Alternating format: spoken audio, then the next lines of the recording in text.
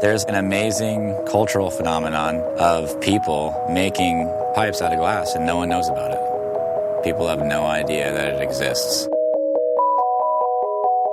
It's like a wave of culture that's happening, and I want to be a part of that. Last I heard, there was 50,000 glassblowers in this country, and that is $1 billion industry.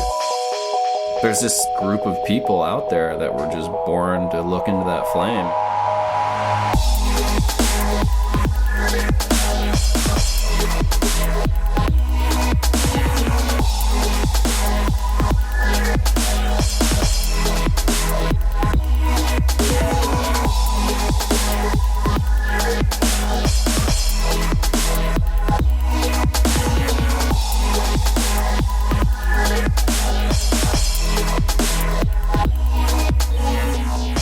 Most people would think of a crack pipe right off the bat, you know, and that's unfortunate, I suppose, but fairly understandable, given the exposure that most people have to our industry. People may know what a glass pipe is, but they have no idea that there's this whole subculture that people are making multi-$1,000 pieces, or that they're beautiful, amazing objects that really have never been seen before.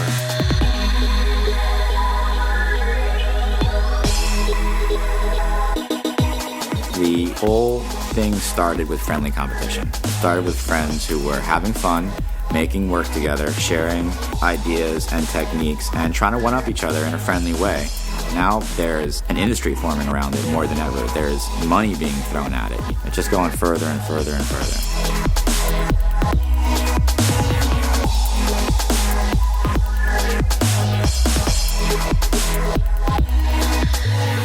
This is the inverted double perk bubbler. It's holding water upside down. It'll be flipped all the way over, taken off.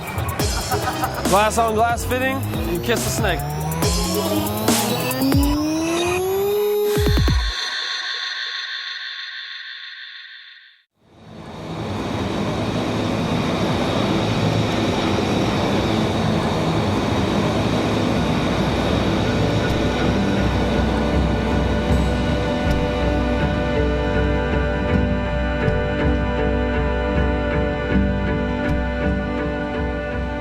I had an algebra teacher, and one of the things he said was, the learning curve's going to go straight up during your lifetime. I put my hand up.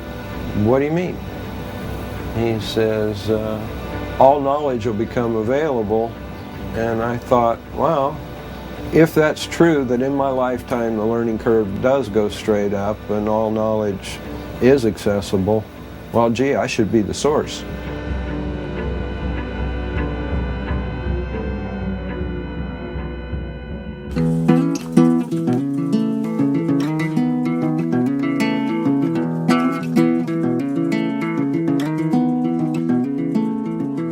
I've been accused of creating a form of Americana art and being its founder. See, the reason I went on tour in '86 was we were off to find a new location, looking for a new home base. We used to chase springtime, and I figure I can chase springtime all around the world.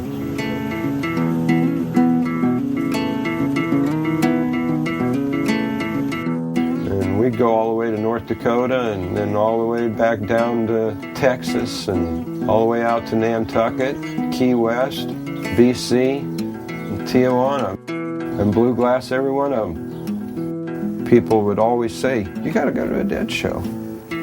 When we bumped into the Grateful Dead, it was '87 Irvine shows. When the music started and I saw all those people step off on one foot, it's just, wow, that's so tribal. I would just want to be part of that, and tried to come up with a motif that would fit the Dead. And that's when I took my Mr. Happy pipe, and instead of drawing a smile, I put teeth on him and jawbones, and there was this little skull.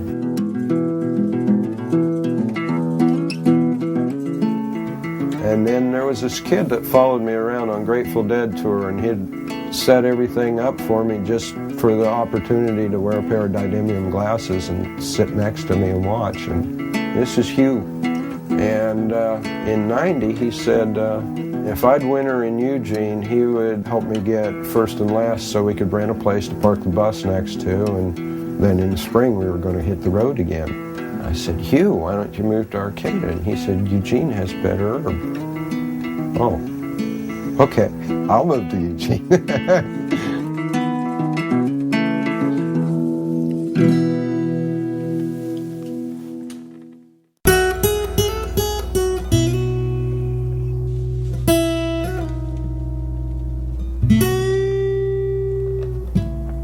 He did a lot of other things, but when he discovered Dead Tour, he pretty much threw the other things out and went straight for the pipes. For a while, they were called snodgrass pipe pieces, not glass pipes, not borosilicate pipes, not Pyrex pipes. They were snodgrass pieces. And other people have, forced the market in many different fashions. But Bob basically created the market that we have today with the glass pipes that we have in this style nowadays.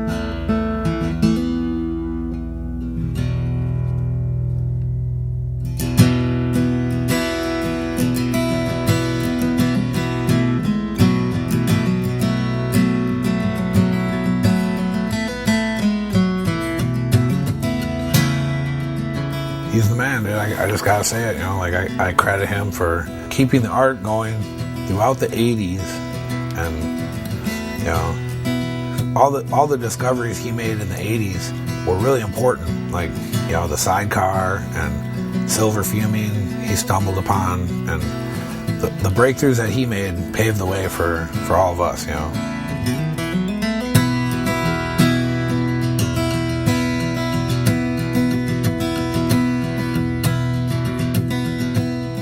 I was making a dragon in a tube, and I was drawing dots on it when a piece of the silver came to the point of the flame and fumed across one side of the dragon's face. And I was a little bit upset, was almost not going to finish the piece. A friend of mine would buy a lot of my glass then, called me up like a week later, and she's saying, well, you're doing something strange here, because what used to be yellow is now blue.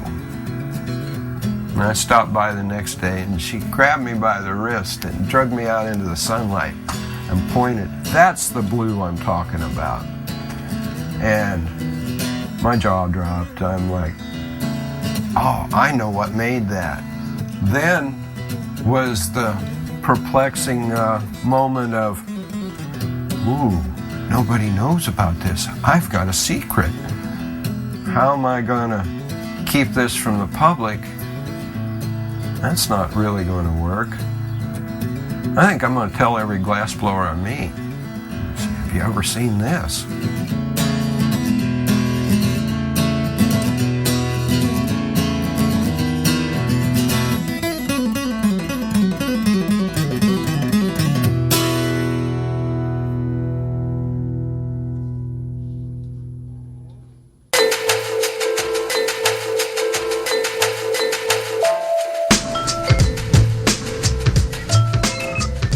We had just heard about this amazing color-changing glass that changed upon the mood you were in. It was so cool, and I spent like $50 on this little spoon that turned blue. I think it had like a red dot on it or something, and I remember just being so stoked on it. These little pipes that were like clear with little bubbles in them, and I thought they were super cool, like the coolest thing ever, pretty much. You're watching the straight silver fume turn from like blue to purple or something, no lines, no nothing. There's so many layers of it, it's just cool to watch it change,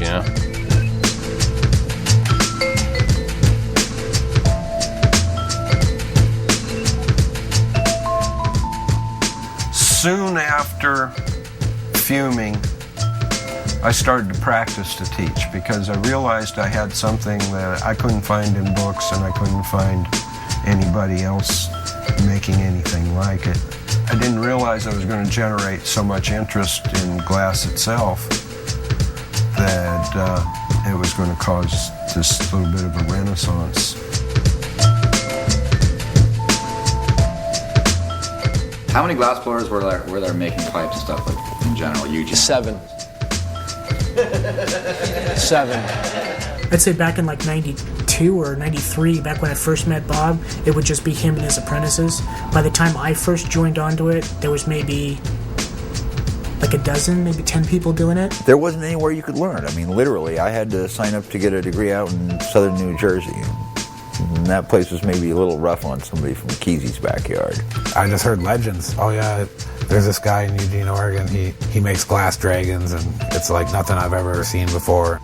I had smoked out of his pipe in Boulder, Colorado at a Dead show, and it just tasted so good that when I got out to Eugene, I looked up the word snodgrass in the white pages. What do you mean there's this guy down in Eugene that he makes these color-changing pipes and sort of stuff? What? Oh, I gotta go meet him. Hugh and I were working together at that time, and then Cameron came along, and the word was going out, and people like Jason were coming around and sitting and watching, and well, I just blew the cap off of it.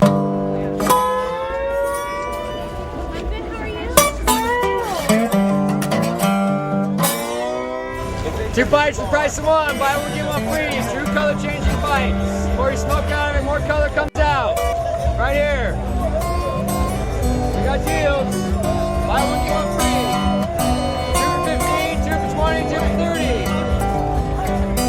It's a deal. My whole shtick was going out on the lot, and I was the only guy. I take my pipe, I throw it up in the air, and it goes ting-a-ling-a-ling-a-ling across the fucking parking lot. Everybody comes running. I'm like, what was that? That was my pipe. But how much? You know what I mean? And I'd be able to sell the pipe. It changes colors the more you smoke at it. Try it out. Strong, sturdy. And there was another kid. I heard a ting-a-ling on the other fucking side over here. I go over and it's this guy, Dan K, he calls himself. Literally, I'd take like a hat, just stuff it full of pieces and just kind of walk around clanking them. Me and Chris are like, yo, we got a house in Eugene. When you're done here, come to Eugene, let's blow glass together. When we showed up in Eugene, we blew it out. Dan came to our shop and made us wear lab coats, white lab coats. Me and Chris had to wear lab coats. Dan wore a lab coat because that's how he learned in Salem. You know what I mean? It was the rules. He brought us our fucking lab coats. We're like, whatever this kid says goes.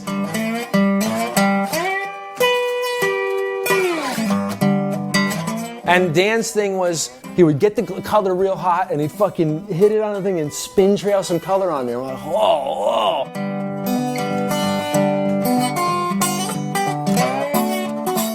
And then he'd take some little rod and drag that color, and then he'd flip it over and he'd drag it the other way, and we're like, holy shit, you know what I mean? It looks like the old Venetian stuff, you know? But we'd never seen that before, the wrap and rake. He had a Carlisle CC torch. Nobody knew about a Carlisle. Nobody even knew the fucking Carlisle was out there. That day, he took the Carlisle to Bob, and Cameron was there. They start making glass on the 30 mil heavy wall and made the first one-piece bubbler with the Dewar seal ever made. Brought it to the country fair the next week.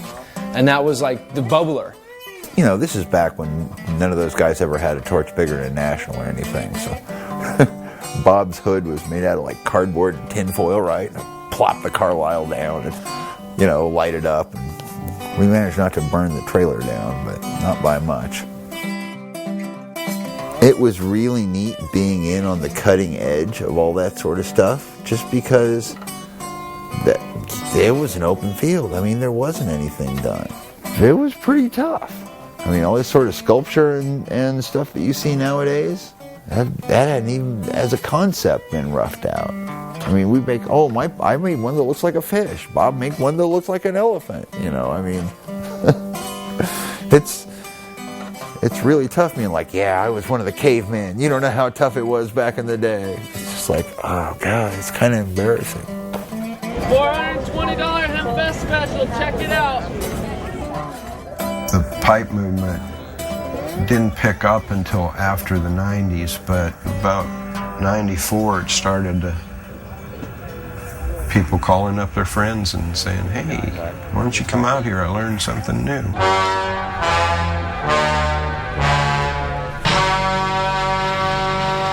Watch out, pimp!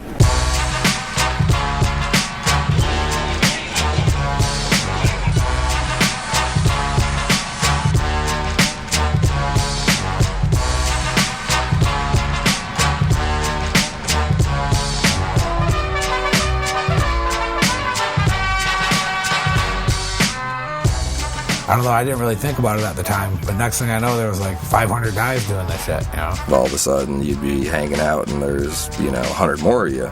Then the next wave comes in, it's even bigger, there's thousands of you.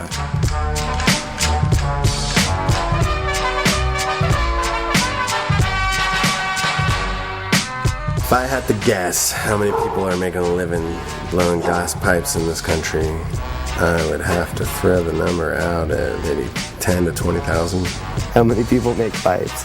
A lot of thousands and thousands, hundreds of thousands, I don't even know. 100,000, 200,000, shit, 500,000, I don't know, there's a lot of pipe makers. Everybody's got their own guess, like how many borosilicate glass lamp workers are there? I don't really know. Do you?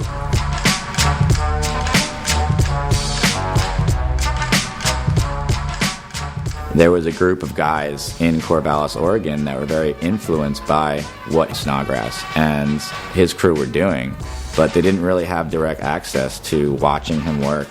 And so they ended up developing their own styles of working, which ended up developing their own aesthetics. Those guys in particular really took what Bob Snodgrass and his shop were doing to a next level.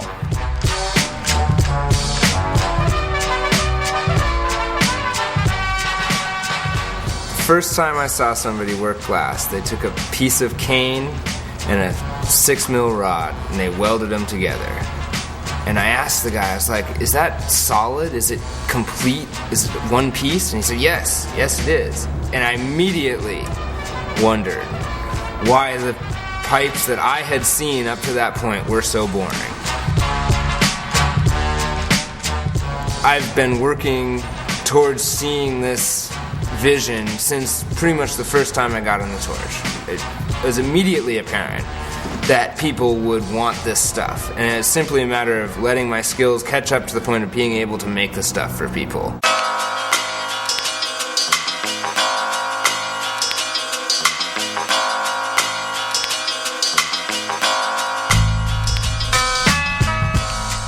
Glass that was coming out of Corvallis was definitely on a different page than Eugene, although definitely rooted probably from Eugene, but like there's a gap in contact there, so there's like a lot of us coming up with things on our own, I think.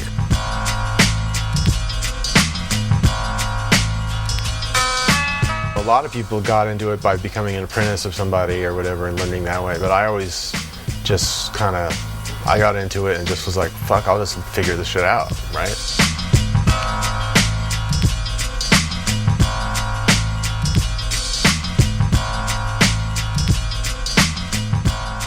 That feeling of competition without threat or consequence or anything, like, helped us develop new styles at just incredible speeds. Like, from the first one layer, like, outside silver fume, to the first layers of encasement, to the 2-layer double layer patterning, to the inside out. Each time something new is developed, it made the old thing obsolete.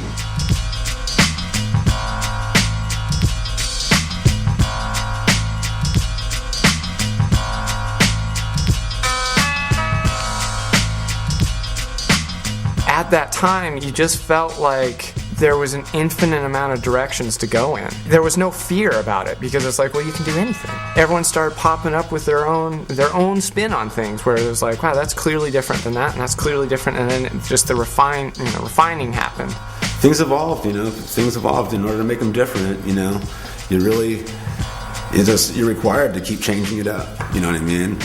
Silver fume pieces and gold and silver fume pieces were nice for a while. It morphed from the external silver fume and gold fume work to inside out silver and gold fume work.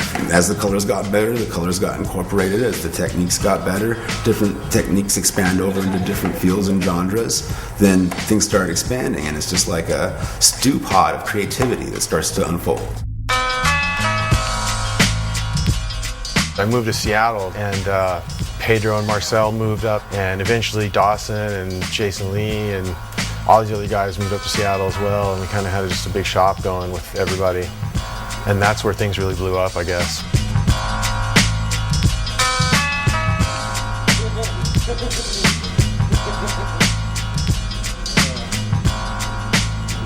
Good God.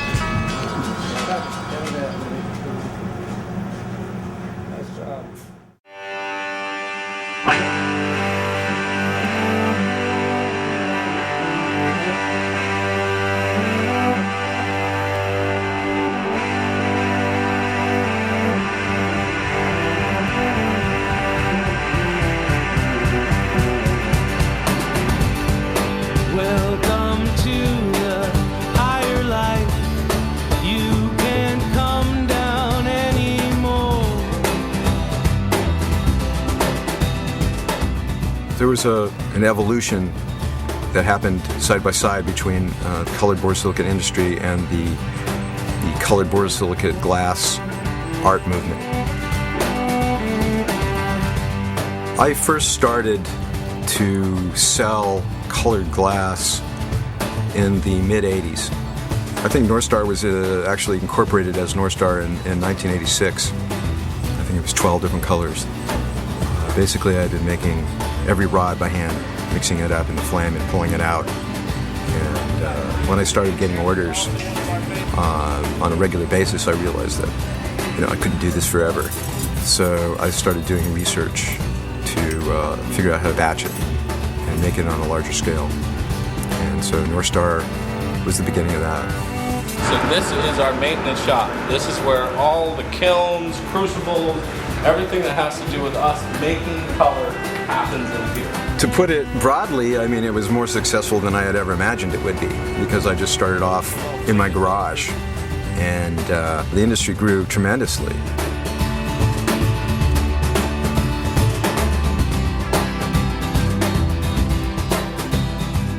We've seen a huge revival in lamp working because of the pipe movement. Because we made color available readily, we started seeing growth of color take place. Any advancement that you've seen in the sculptural work has all come from the advancements in the pipe. Oh, all of it. All of it. All of it. It's allowed us to really explore the possibilities and then in turn share what we've discovered. We don't know where it's going to end up ultimately.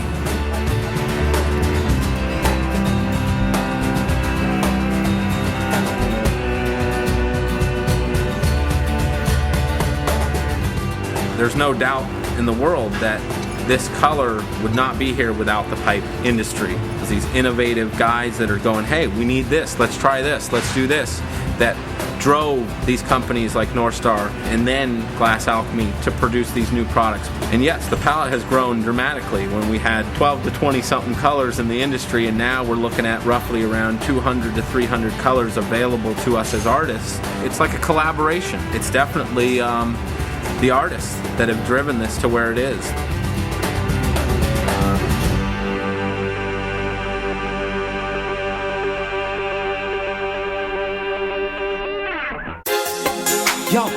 When Jerry died, I made a decision in my head. I'm going to start a company because I'm not going on Grateful Dead tour no more. And let's name it Jerome after Jerry Garcia, and Baker, let's get baked, you know what I mean? Let's fucking do this. Money me want offer, money me want offer,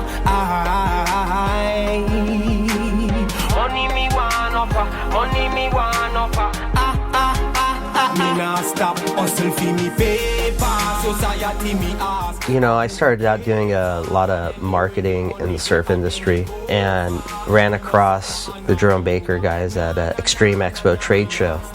Went, took a little drive and looked in back the van, and it was just full of glass, but just compiled like a big pile of glass. And I was like, you guys don't break anything like this? And they're like, we have a lot of breakers, that's why we got to deliver, we can't ship. I was like, let me design your box. When I had a bong and I made bongs for sale, I made $350,000 a year when I was just cranking doing a thing. When I had bongs in boxes and shipped from storage and stock, I made $4 million a year.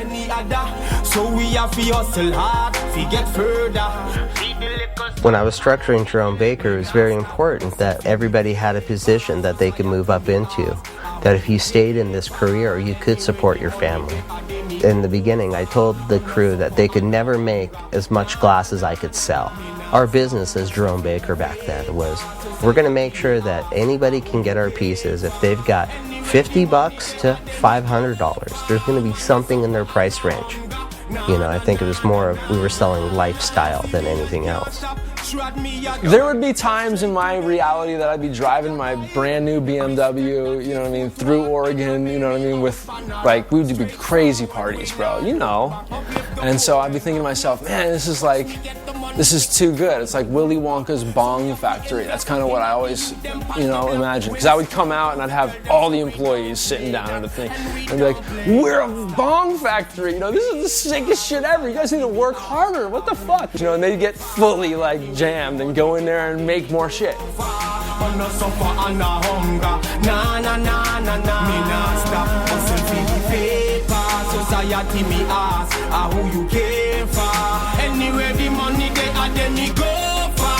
Man a suffer and no hunger. Nah, nah, nah, nah, nah. I would guess that we were probably the largest manufacturing company out there. In my heyday, I'd say I had about 50 glass blowers and probably 7 warehouses in total. You know, the one thing my accountant always told me was that he said you could be rich, Ryan, if you were, you know, a little bit more greedy. If you didn't, you know, I had full Blue Cross benefits, family packages, Aflac. You know, I spent pretty much every dime I made making my shop nicer or giving more benefits to the people. And don't get me wrong, I'm not an angel. You know, I had capitalist dreams in my mind, you know, and I did it all because to me the glassblowers were the company. Without the glassblowers, it was just me behind a torch. By the end of it, it was beautiful for me. But then after eight years of figuring it out, we had it down pat.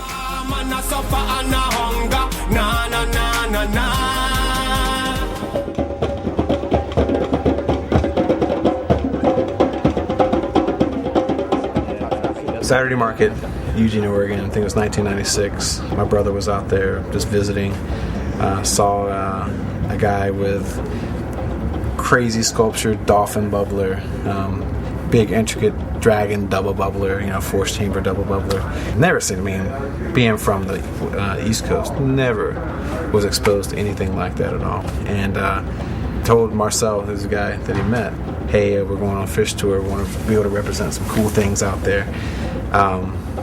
You think we can do something like that? So Alex and Marty were started handling our glass, and they ordered a $2,500 case from me to start off. So that's how I had my seed money to go to Seattle, and I came to Seattle with the second half of that order in my hand, and I'm just like, yeah, boys, we got work.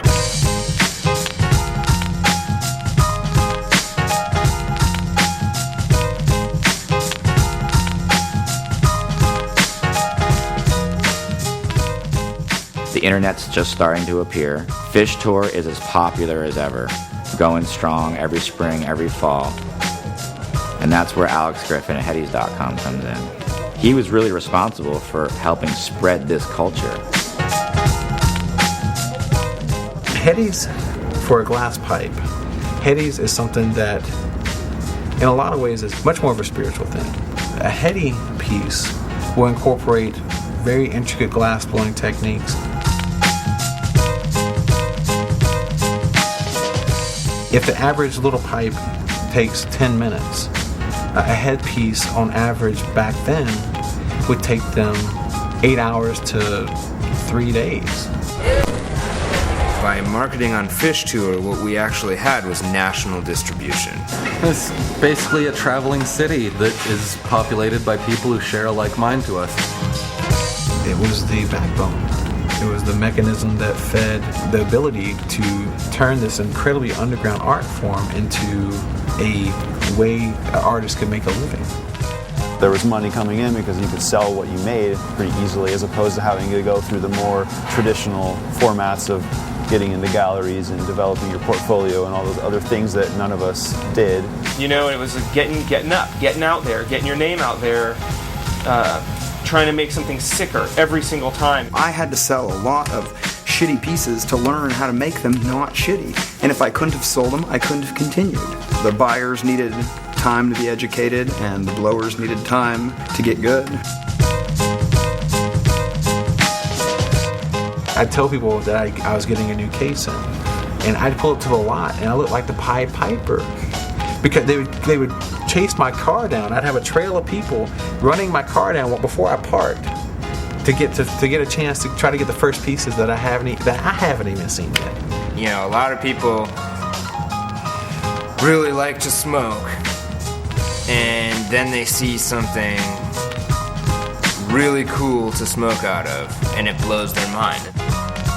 In just a flash of the sunlight on a piece of glass in a case at a show, they realize that not only does that stuff exist, but they want one. Those guys started a whole different level of headpieces. That's a whole nother beast in this industry that we weren't doing. So it just shows that how big this industry really is. You know, it's $1 billion industry.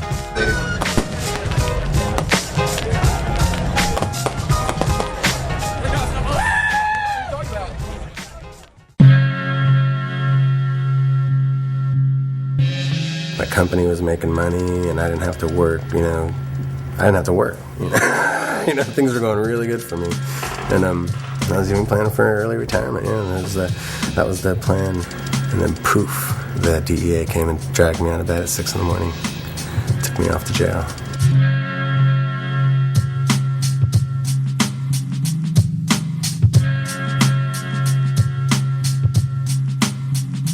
One important facet of this case is the use of the internet by drug paraphernalia marketers.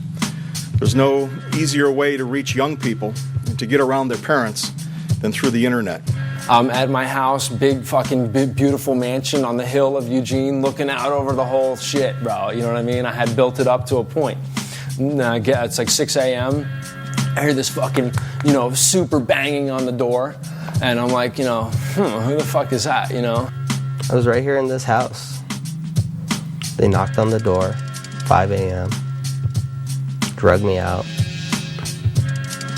threw me on the ground in my underwear. And that was the start. The doors broke in, the dogs, they're going to shoot the dogs. I had to put them in the bathroom. I get hog-tied. I'm in my underwear, and they got me in my house. And I remember it was, super early morning when it was dark. It was just the weirdest, most surreal shit. Now the guys got their masks off. They got a table set up. Tell me about this paraphernalia. And I'm like, you see, there was a tube there with horses, like these beautiful fucking, it was like my own collection at my house. He got me at my house, and I'm like, this is like a beautiful fucking sculpture with horses on the back of it, And at that point, I didn't even know what I was saying, we were just going back and forth for a while, got into jail. I had no clue what I was even locked up for real. It takes a lot of hard work to get at these sites, but we can assure worried parents that today, there are 11 .coms that are .gone. There's over 60 guys that came through my house with machine guns and everything else and SWAT gear. And I was like, wow, all for me? And that was on the news in the cell. It's like this little TV that's behind this chicken wire motherfucking gate, in the cell. Jason Harris and Saeed Mathadi, arrested in Operation Pipe Dream, along with, all these other fools. And it's like, okay, now we're in trouble big time. Ashcroft comes on, and he says, today we took down 50 organizations that support terrorism. And I was just like, what? One day we're rolling along, and the next day, nothing for months. The phone didn't ring. Operation Pipe Dreams it was just silly. It's silly. And most of it, I don't even think was about really glass pipes. It was about internet, the government not having total control. I guess they could walk into our store and control us, but, on the internet, it's kind of next to impossible. There were definitely a few months there when Pipe Dreams happened that no one knew where to get rid of any other work, and there was a massive panic that it would be the end of the scene, that we would all starve and have to get real jobs.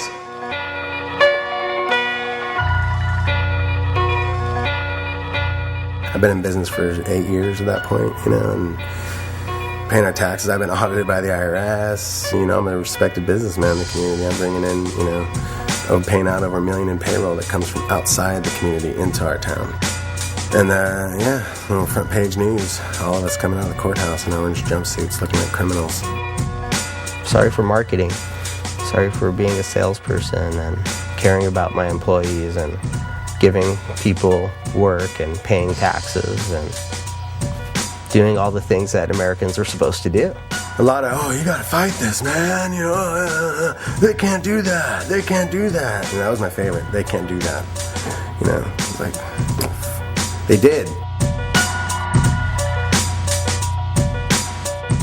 We were charged with 3 crimes. Conspiracy to manufacture and distribute drug paraphernalia, intent to manufacture and distribute drug paraphernalia, and manufacturing it. So we thought about it, we tried to do it, and we did it. And they're all 3 separate charges. Each carries a 5-year count. So now, if you're gonna take us to court, we're gonna spend some money doing this shit. Now, if I had extra $300,000 in 5 years of my life, I could have probably fought it and won. Maybe you'll win. You'll be that 1/10 of 100%, that might win. But if you lose, we're gonna give you all 5 years for each count. So you're doing 15 years. You might get out in 7.5 on good behavior. So we went into court that day not knowing, this is the same lawyer, this is the same judge that sent Tommy Chong to jail for 9 months and was quoted as saying, anybody making, drug paraphernalia needs to be behind bars. So we went into court that day just scared shitless. They were arresting artists based on the laws that the future owner was going to break. And so it was this kind of crazy concept of like, why don't you shut down a gun company or stop Lockheed and Martin from making crazy missiles. The whole industry took a step back and said, what are we doing? Can we keep doing this? Do we have to find another way to do this? What are the parameters? Do we have to stop putting carbs on it? I mean, you know what I mean? Like the whole implied intent thing really kind of shook everybody, and everyone just kind of paused game for a second. But what it did, honestly, was it pushed the culture underground even farther. Now, if you plead guilty, that's all we need, the guilty plea for the newspapers, all this shit. And if you plead guilty, we'll just give you 3 years. And so that was my choices. So I'm like, it's guilty, let's go. Let's get this done. Let's give me 3 years going. My mom came, family, I give them the list of people who owes me money, the keys to the fucking house.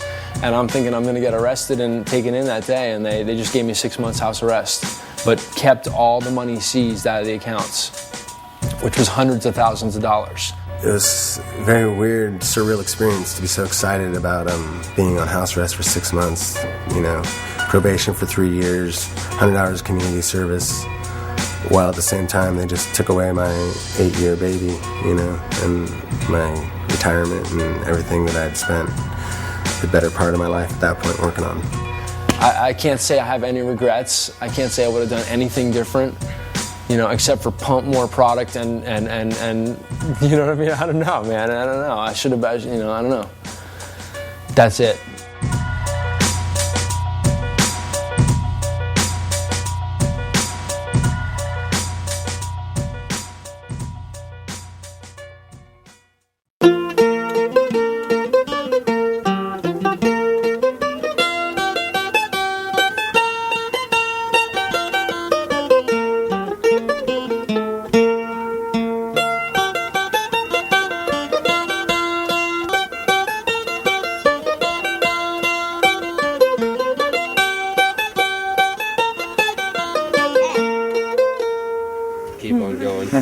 Hey Slinger, how long do you think it's going to be before none of this is anything we have to worry about getting filmed?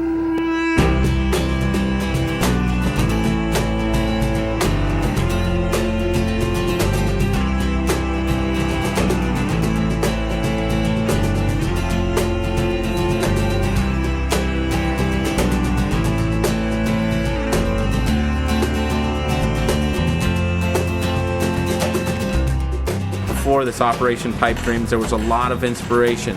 We had guys out there making the biggest, the baddest pieces they ever could do, and as Operation Pipe Dreams came into play, pipe stores, heady stores would not buy these very expensive pieces because they were worried that, by having their money tied up in these big pieces, if something happened, they would be screwed. All right, you see where to heat them up. Get another one ready for me.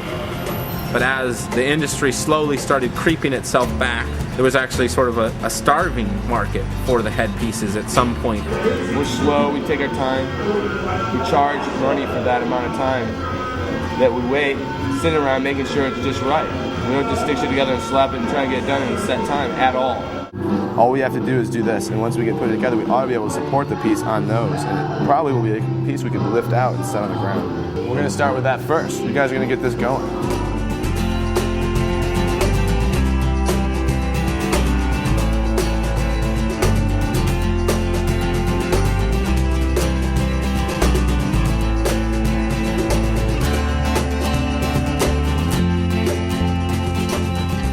if you look at the heady pipe scene, I kind of think of it as beginning around 96, 97. And where is it at now? 10 years later, you know, if you think of it in terms of like children growing up, you know, when they were 2, it was like learning how to share, trying to find your voice, learning how to talk at all.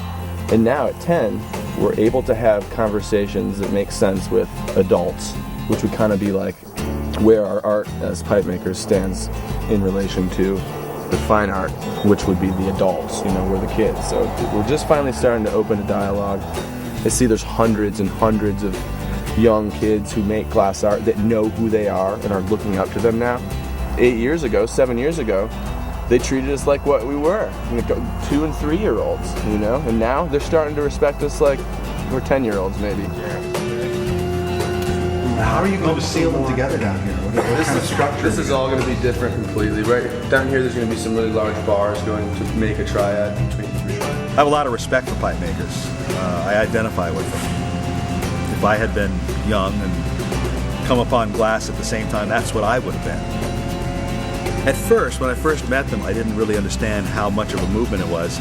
I kept telling them, you guys are all born 20 years too late.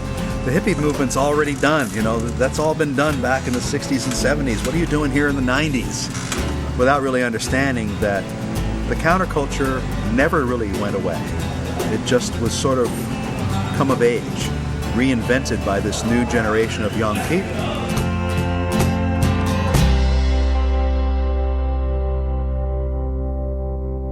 I lost focus from my pep talk. Okay, we're back to it.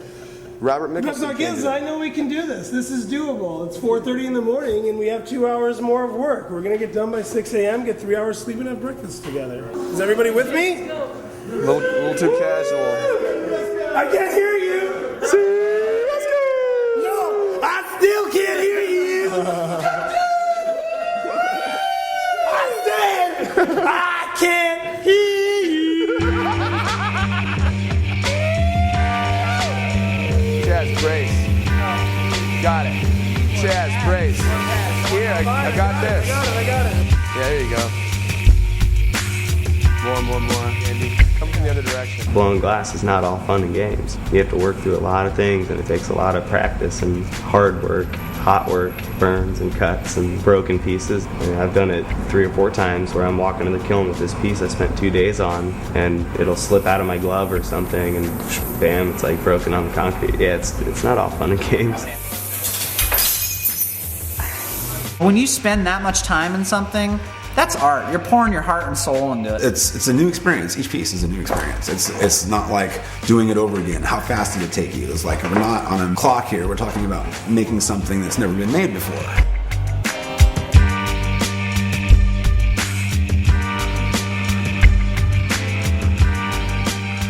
I think what people are doing with pipes is awesome, the aesthetics.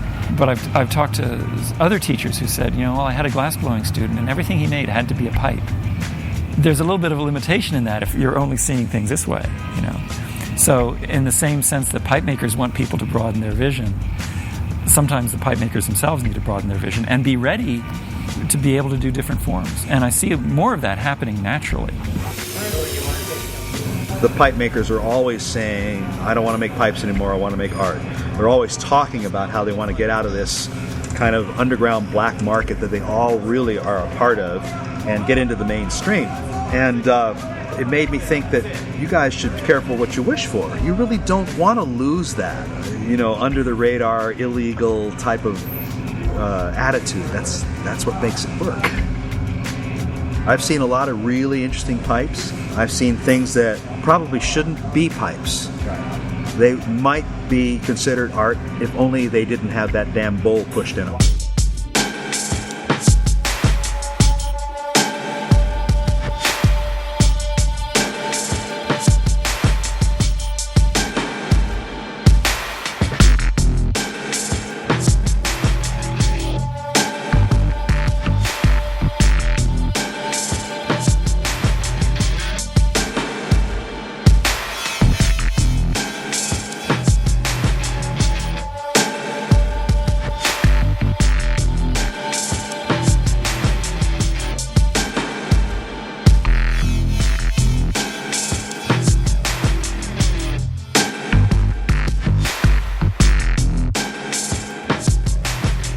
I don't know, maybe I'll take it back. Maybe you can push bowls and whatever the hell you want. I don't care. Yeah. But the minute you show me that it's a pipe, my initial response is, oh, God, it's a pipe.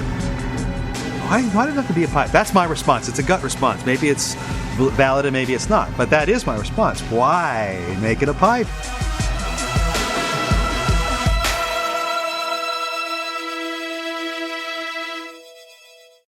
It would be a disrespect to all the people who collected my work in my early years to suddenly switch and not make pipes anymore when it was pipes that they supported me in making.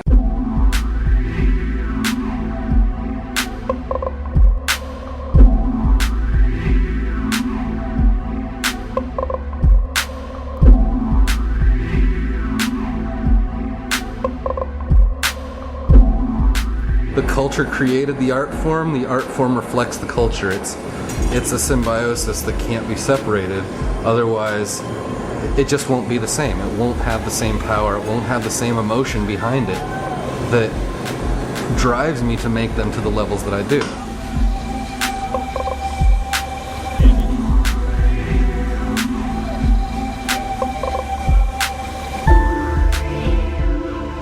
In the hierarchy of glass world, soft glass is like among the top things that you can be doing. And flame working in general is probably, it's among the lower ladder part of the glass world.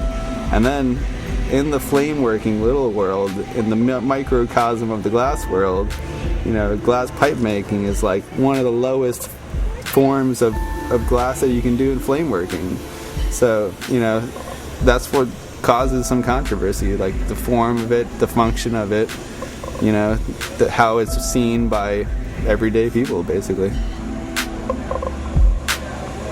If you went out in the world and told someone you made glass pipes for a living, first thing they would probably think of is that you were making like crack pipe. And little did they know that behind the scenes there are a bunch of people making these crazy, elaborate, sculptural, functional objects. A lot of pipe makers out there are really doing more experimentation with their glass than a lot of the more traditional forms of glass art.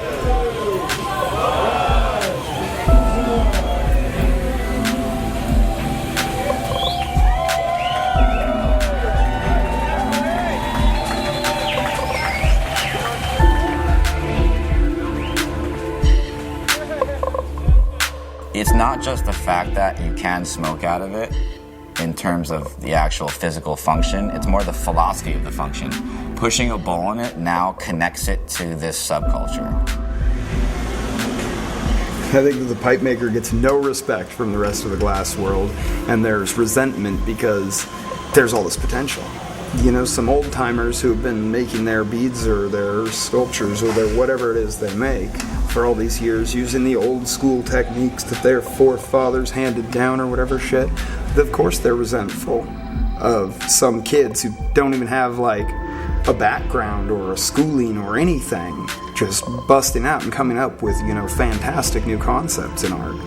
All these people alone in their garage have come up with some amazing, innovative things that no glass blower ever thought of before in all the thousands of years. And people are coming up with new shit right now. The pipe market today will definitely lead the glass art world of tomorrow. If you put it in the context of art, then it is art. Sometimes it's a controversial subject, but placed in the right context, it is as legitimate as anything else in the world.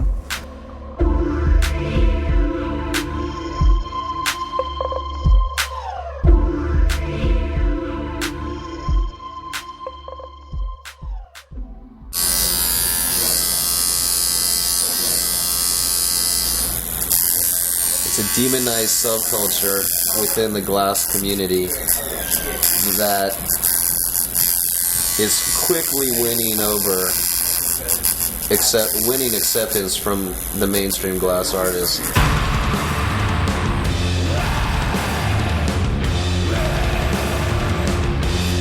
There's no way in hell that it's going away.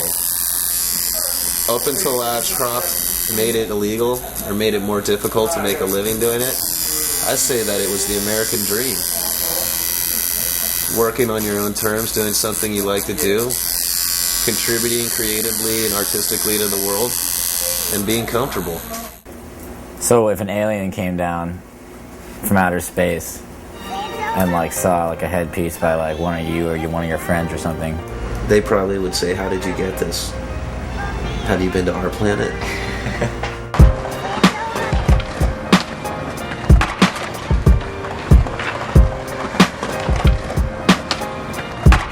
Yeah.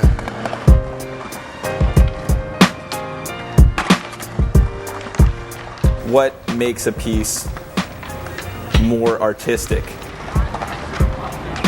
If you think of a pipe as like a piece of graffiti art or like a skateboard trick or as hip hop, you could think of it as any of those by incorporating that artistic element in all those different arts and putting them into your glass.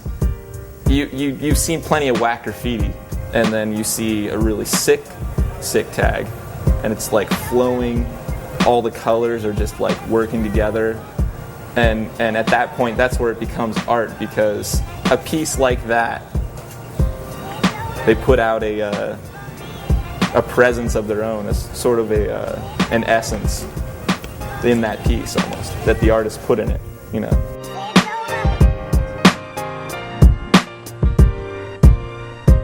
You know, it's sort of like skateboarding, you know, like you see Andrew Reynolds do a frontside flip down a 15-stair.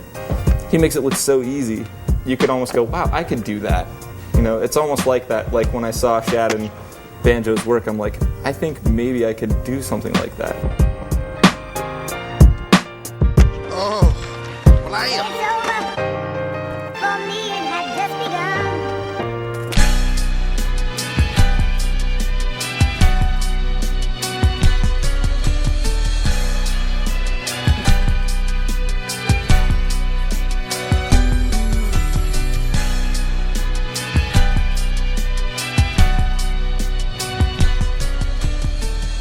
So what's the plan?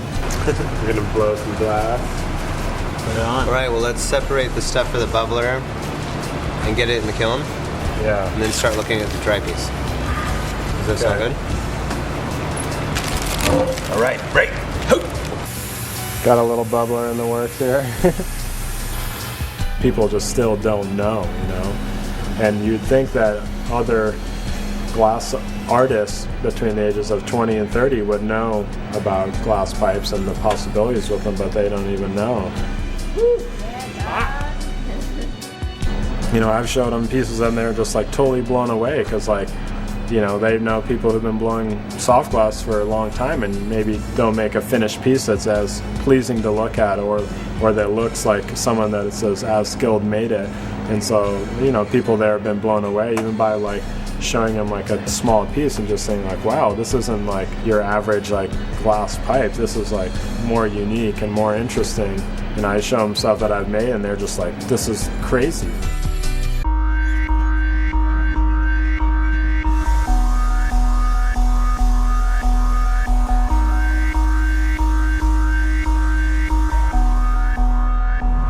If I wasn't making pipes, I'd be creating something. I've got something inside me that wants to create. Pipes just seem more untamed than traditional forms of glass art. It seems like the possibilities are so much more limitless.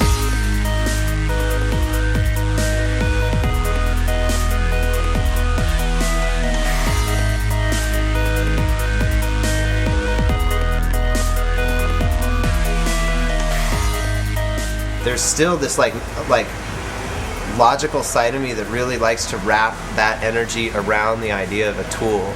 Yo, what's up, buddy? How you doing? I'm working on my third piece right now. It's sick!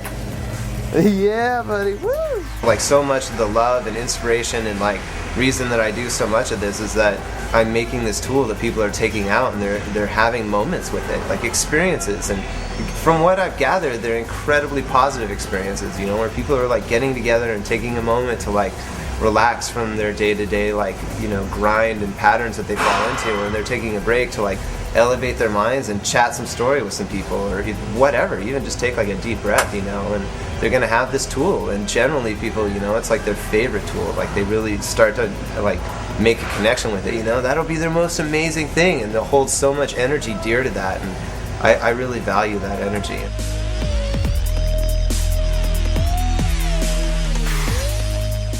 Do you believe that some pipes should be perhaps in galleries instead of head shops? Fuck yeah, long time ago. I mean, you could just stick a spoon in a gallery, really. I mean, what the fuck is art? You know, so it's just like you could put a pile of broken glass, like Paco said, that used to be a pipe. So I think pipes should be in galleries. I think they should have been a long time ago. Woo! I'm not surprised that a pipe's not in a gallery, but I'm definitely going to be thrilled when one does get there.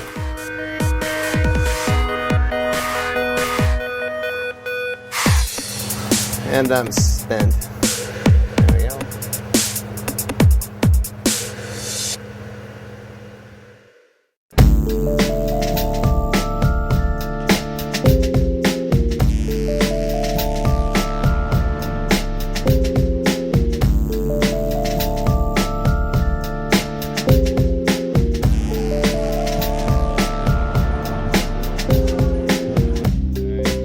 The scene has evolved enough that there's been a really great group of artists that have really ventured out to finally have their own voices. Like they all started at these same roots, but then finally like moved on to like being individuals. And Smoke Volume 1 was something that I wanted to like document that with and show people how different everyone's concepts and ideas are of pipes. And you can see in the book big differences from the East and West Coast and their styles. And, you know, pretty much Easy Street here in New York is the same idea of Smoke Volume 1, is giving a place for artists to showcase their work, you know, just to really highlight individuals.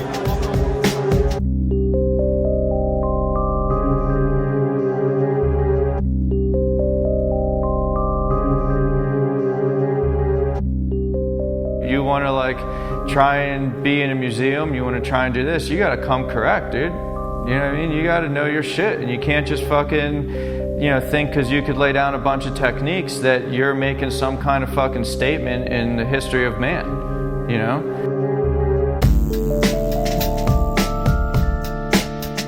I went to art school. I know a lot of people in the art school world, and they know nothing about what's going on. Basically, people have this huge misconception of what a pipe maker is, and that's the problem. People that are figures in the world of higher culture or art culture or creative culture, they need to know about us. They need to know what's going on. And not only that, but it needs to be presented properly. I use glass pipes to support my art habit. I make stuff that I feel like I need to make before I die, whether it sells or not. As long as I can keep eating and keep blowing glass, that's all that matters. The pipe chose me, and I just ran with it, and I've been running with it ever since. And it's just drawn me in, you know, and I can do other things non-pipe, don't get me wrong, but there's just, I jones for the challenge, I guess. There's a challenge in it each and every time. It's just getting bigger and crazier and more artistic and becoming more accepted, which is a beautiful thing. So it's going to make all of our jobs a little easier. So I'm down for the whole revolution of it all. So.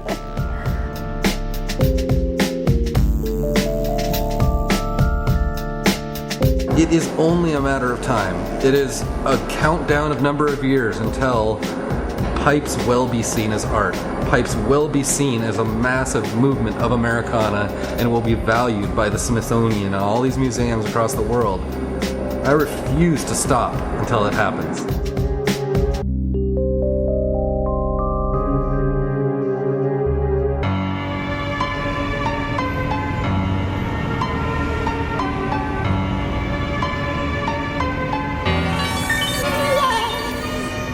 You have to sort of be in the know to even know it exists. graffiti was done in public space. But pipes are very private. It's illegal, and it has to be hidden from society and from authorities, so the public has no idea it exists.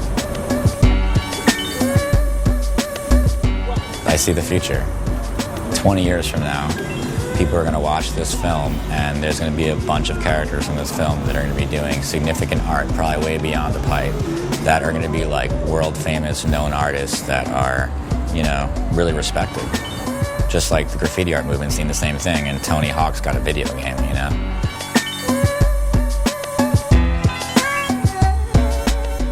People want to fight for the legalization, but at the same time, people love that rebellious thing to it, because, you know, there isn't many rebellious things you can do in our society anymore. Rebellion has been sold out through and through, and this is one of the last things that, you know, it's not bought and sold yet.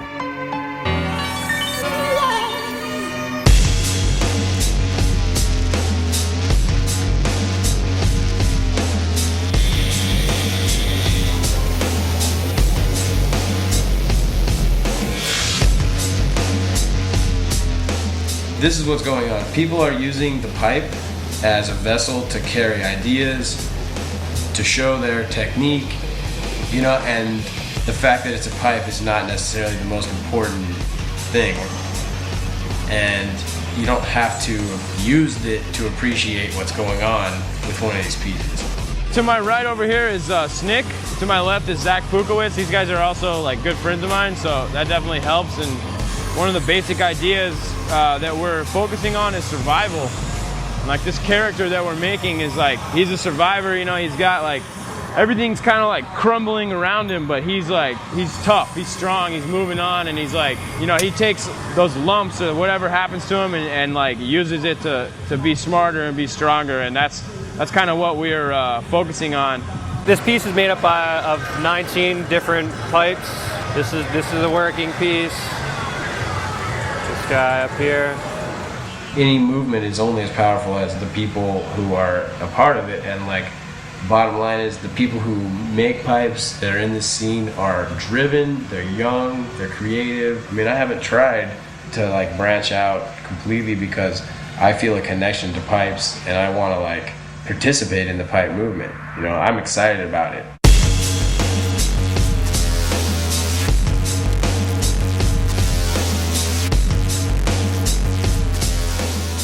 Right now I'm working with the world famous Scott Deppie, and down on the end there is Delene Peralta, badass female glassblower, and we're working on a fiery piece.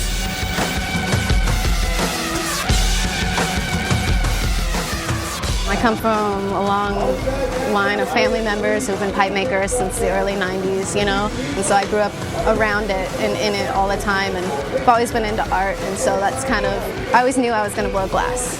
Always, like since I was 10 years old, I wanted to be a glass blower.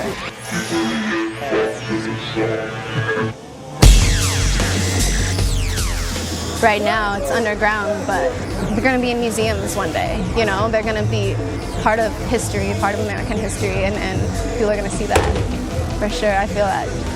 I got a love for it when I got my first spoon pipe at a Dead show. How much did that one spoon cost you when you bought it back in the day? I think it was like $35 or something. Yeah, what's the most expensive piece you sold? $18,000. And did you ever think you'd make or even see a glass pipe go for that much money? No, didn't even occur to me.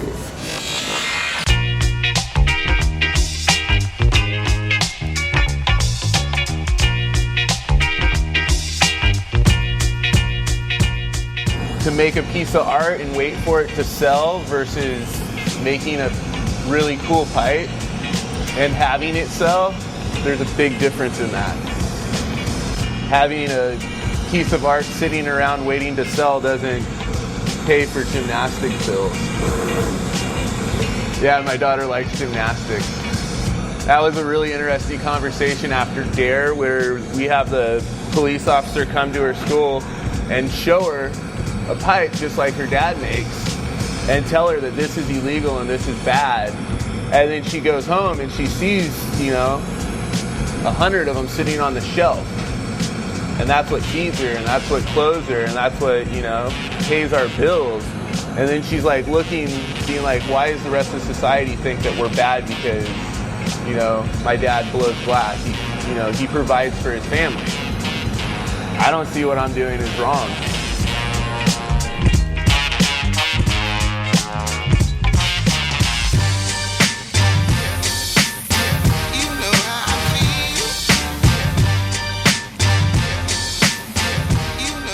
A lot of the successful, established American contemporary flame workers are just super cool. And like Mickelson, you know, for instance, have always kind of taken a real paternal kind of role to the pipe scene, as far as I can tell. You know, they've found success, you know, without pipes, and they'd like to see us find success too. And so they tell us the things that they've done and what ways we might be able to be more acceptable in a larger, you know, more contemporary non-pipe realm. You know, like he likened it to getting on the freeway ramp, you know, driving around in town. You know, we're pipe makers driving around town doing this and that, and you're kind of afraid to get on the expressway ramp where you get on with the fast traffic and the serious competition.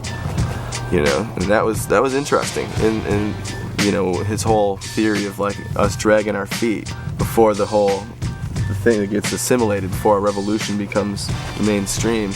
You know, try and drag it out as long as possible. That's, you know, that was majorly influential.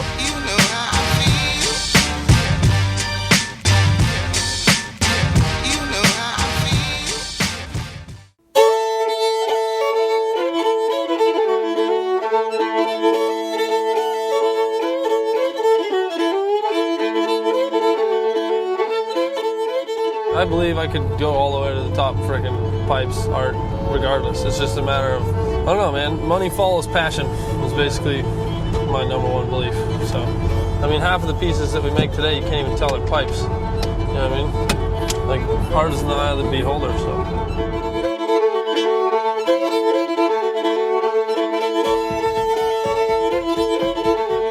My main first experience the day I fell in love with it was I walked out to a shop out in Alcee where Banjo and Chaz and Obadiah and Sheepdog and...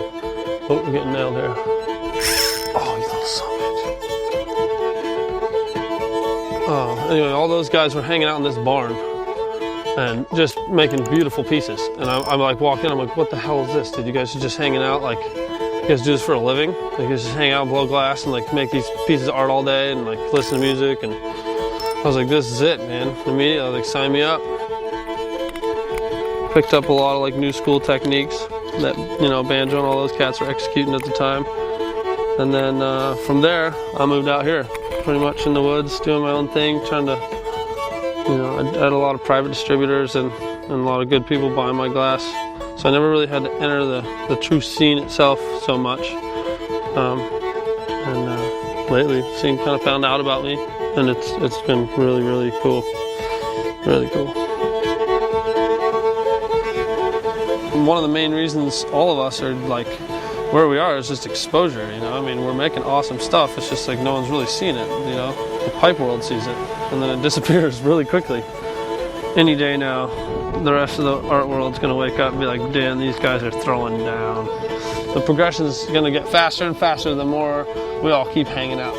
There's not that many of us in this industry that really know how to kick around, you know, borosilicate glass like this. So the way I see it is we just need to team up and make the biggest, baddest stuff and make some history, you know?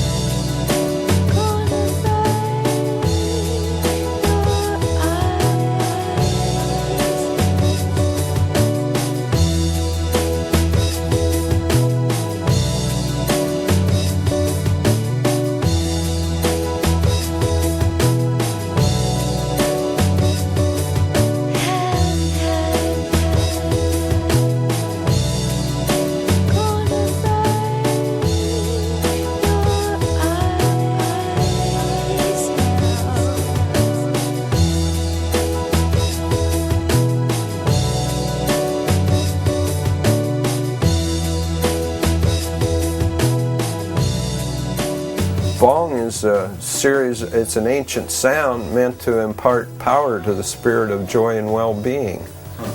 Now, isn't it funny that you're not allowed to say that word? Is somebody so scared of a word that they tried to take it out of our vocabulary?